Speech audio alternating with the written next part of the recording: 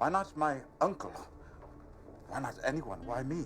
What if the most important conversation in the entire history of House Lannister happens not in a throne room, but in a muddy war tent, surrounded by the smell of rain and fear? What if the greatest compliment Tywin Lannister ever gives his son Tyrion isn't a declaration of love, but a cold, hard, four-word job offer? You see, this is the story of the one moment where the monster of Casterly Rock looked at his despised, stunted son and saw not a failure, but a reflection. And in that single, fleeting moment of recognition, he set in motion the events that would both save his family and ultimately tear it to absolute shreds. So, let's talk about the scene in the Season 1 finale, Fire and Blood. This isn't just a scene about strategy or politics. At its core, this is the story of the highest point in the tragic, toxic relationship between Tywin and Tyrion Lannister. You were right about Eddard Stark. It's the one and only time Tywin acknowledges Tyrion not just as a legal obligation, a burden he's forced to carry, but as a true inheritor of the Lannister mind. And the thing is, it's a moment born not out of affection, but out of pure, desperate necessity. It's a perfect demonstration of the Lannister family ethos. Usefulness is the only currency that matters, and sentiment is a weakness to be exploited or discarded. This scene is the definition of that philosophy in action. To understand why this moment lands with such weight, you have to remember the absolute mess the Lannisters are in.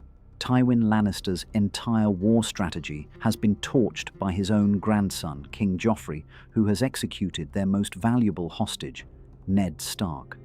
With his son Jaime captured by the Starks and two Baratheon brothers claiming the throne, the Lannister war machine is suddenly fighting a three-front war. The master strategist is furious, cornered, and for the first time, truly on the back foot. This is the crisis that forces his hand. And this is where our scene begins. It's a clinic in showing, not telling. We're in Tywin's war council, and the mood is grim. His commanders are debating, they're scared, and they're looking for answers. But Tywin isn't listening to them. His focus is elsewhere.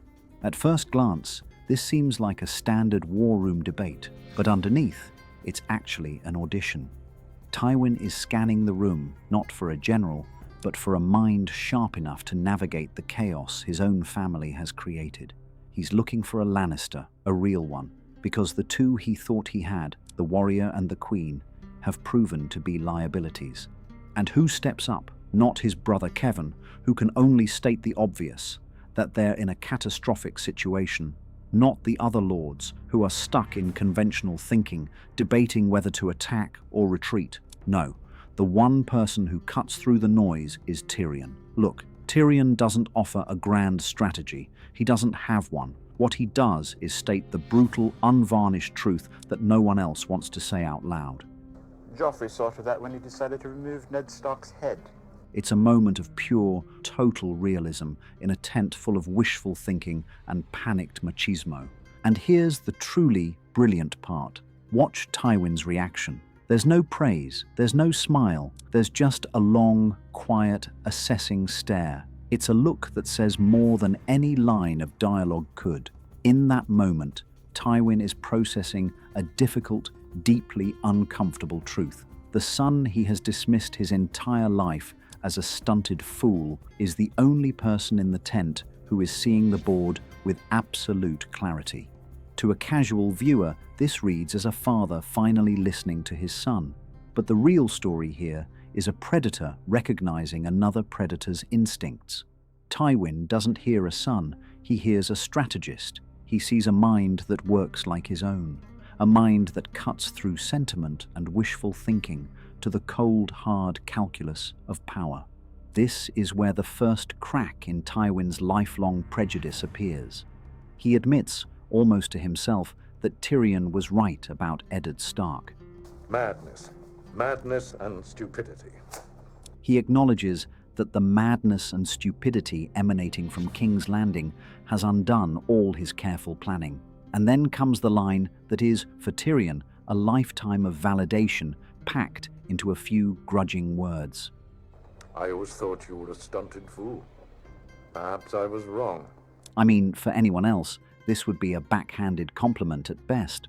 But from Tywin Lannister, a man who has never given Tyrion an ounce of genuine respect, it's the equivalent of a coronation. It's a stunning display of pragmatism over prejudice. Tywin's hatred for Tyrion is deep and personal, but his commitment to the survival of his house is absolute. And right now, he needs a mind, not a warrior. And so, the pivot happens. Tywin doesn't just agree with Tyrion, he acts. He decides to retreat to Harrenhal, a move that shows he's now playing a long game. And then he drops the bombshell. You will go to King's Landing. And do what? Rule. You will serve as Hand of the King in my stead. You see, this is the ultimate test. It's a calculated risk. Technically, this is a father finally giving his son a chance to prove himself. But peel back the layer, and it's Tywin deploying a weapon. He's not sending a son. He's sending an agent of his will, a proxy whose job is to be ruthless, clever, and utterly loyal to the family's interests, because he knows Tyrion's own survival depends on it. Let's analyze the specific instructions Tywin gives. You'll bring that boy king to heel and his mother too. This is a lesson in power dynamics. Tywin understands that the problem in King's Landing isn't just Joffrey's cruelty, it's Cersei's incompetence and her inability to control her own son. He's empowering Tyrion to overrule his own sister, a move that speaks volumes about his loss of faith in his other children. He's essentially telling Tyrion, "You are the only one I trust to clean up this mess." And if you get so much as a whiff of treason from any of the rest, Baelish, Varys, Pycelle... This isn't just a job, it's a license to purge. It's a tour de force of delegation, placing immense trust in the last person anyone would expect.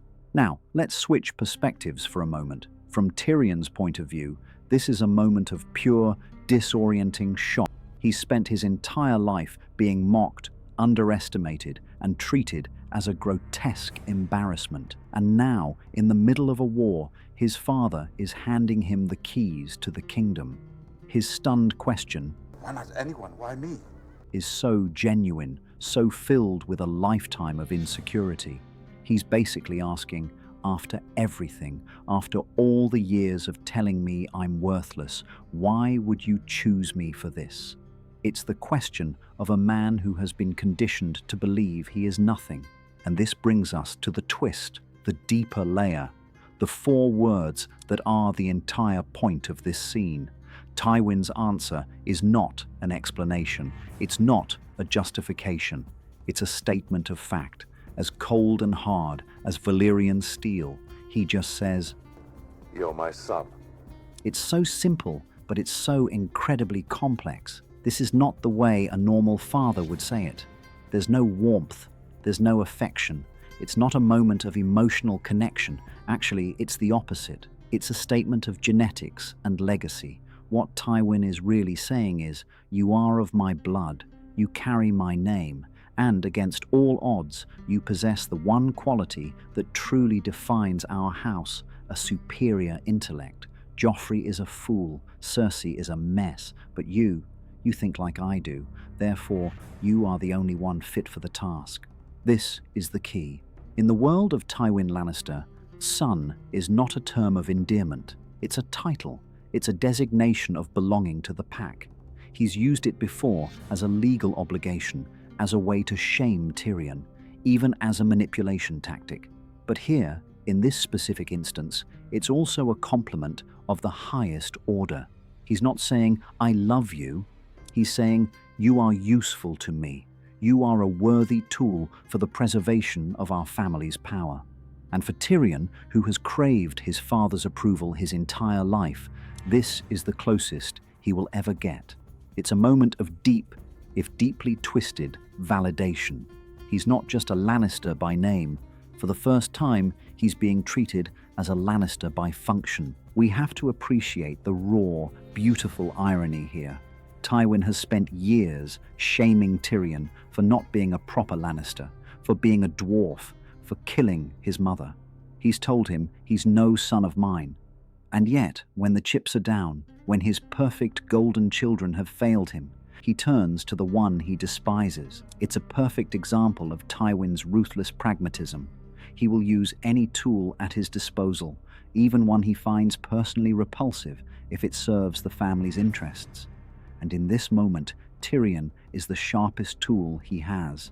Of course, there's a final, cutting detail.